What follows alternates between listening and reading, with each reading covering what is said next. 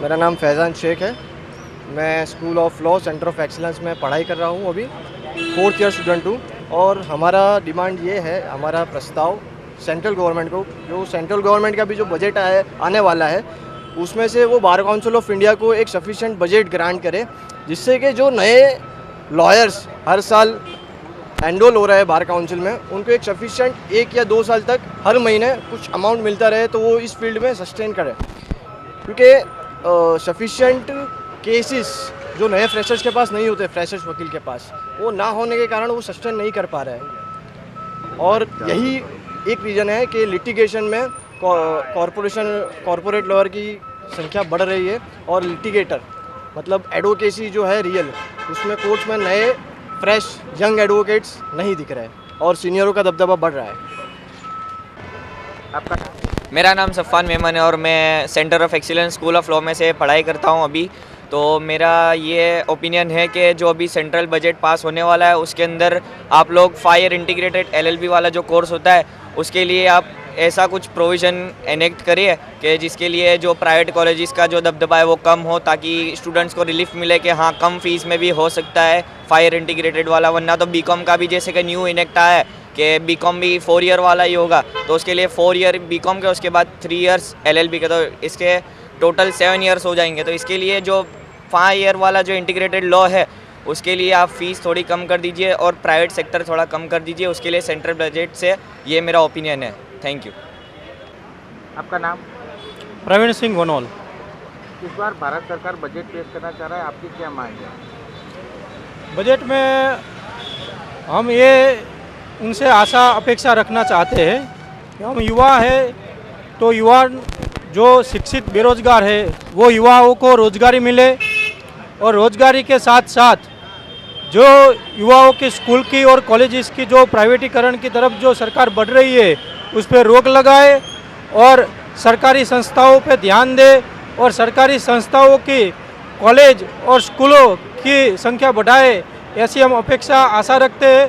और दूसरी तरफ देखने जाओ तो जो पगारदार लोग हैं, नौकरी कर रहे हैं, तो नौकरी पे जो लोगों को है जो फिक्स पे स्केल गवर्नमेंट कर्मचारियों का, वो जो 5 साल का जो फिक्स पे स्केल है वो घटा के उसमें कुछ छूट-छाट दी जाए, और जो सैलरी के जो पे स्केल है वो 7th पे स्केल लागू किया जाए, और जिन लोगों को, जिन नौकरियात लोगों को तकलीफ पड़ रही है घर चलाने में, वो उनसे छुटकारा मिले, ऐसी आशा अपेक्षा रखते हैं हम। आपका नाम? गोहिल विक्रम सिंह।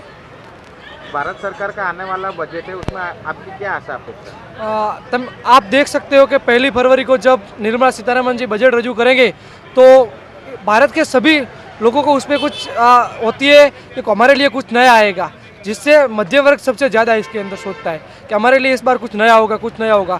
लेकिन हम जब भी बजट सुनते हैं, एक ही घिसी-पिटी बात, एक ही कैसेट रजू होती है, वही बात होती है। युवा भी सोचते हैं कि इस बार इस बजट में कुछ हमारे लिए नया होगा, कुछ नहीं होता। युवा बेरोजगार है, बोलते हैं कि इतनी नौकरियां देंगे, लेकिन कुछ नहीं देते। हर जगह बेरोजगारी बेरोजगारी बेरोजगारी।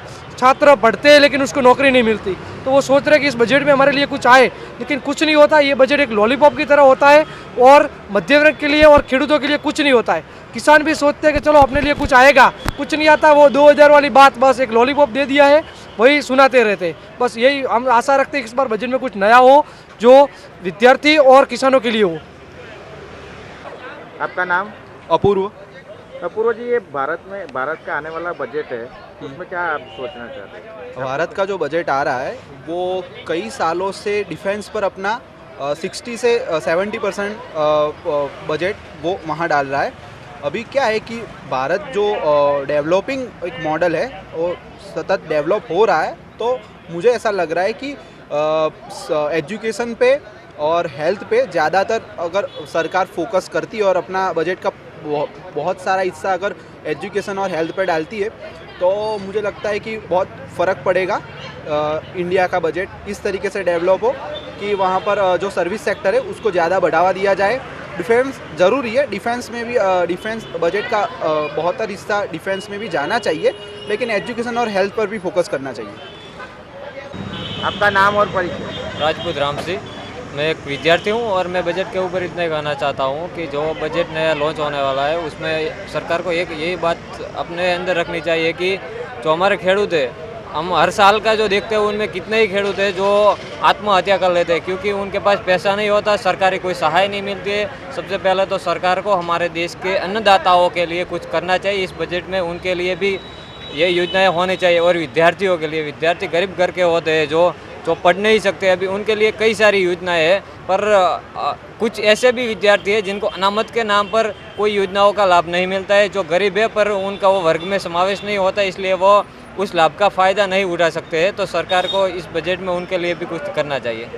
नमस्कार, मैं हूं मानक गुप्ता।